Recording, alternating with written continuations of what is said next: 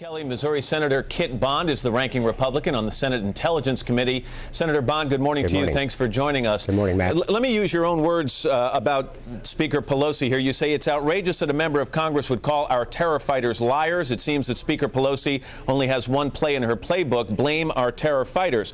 We've got a situation here, Senator, where the Speaker of the House is saying the CIA lied to her. The CIA says we don't think so. How do we get to the bottom of this?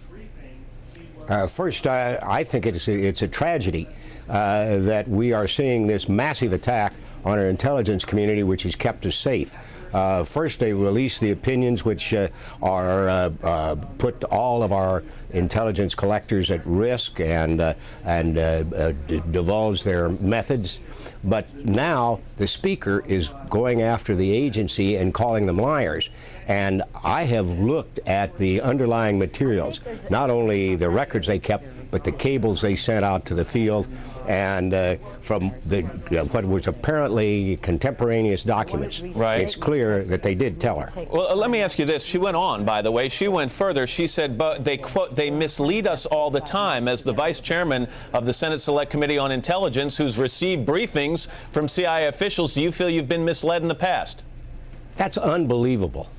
They come in, they brief what was called the Gang of Four, and they tell us about very sensitive operations that are either going on or considered.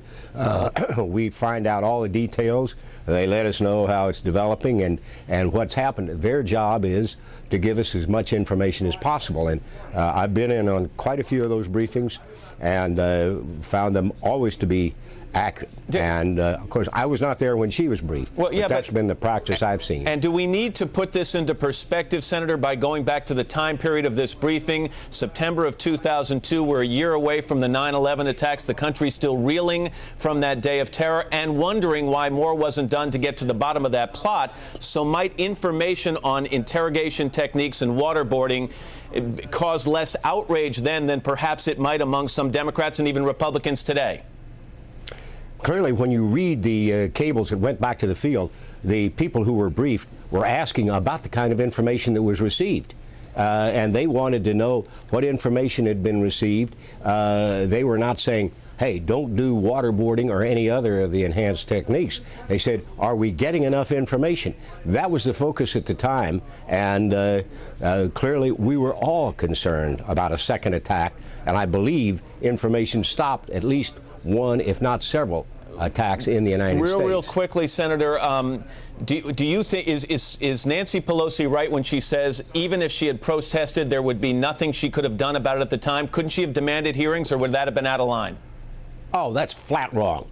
We've been advised of things that were contemplated that we thought were wrong, and when we objected to them, they dropped them. But you can enlist other people. You can call for a closed hearing of the House or the Senate, protected by the speech and debate clause. You can cut funding.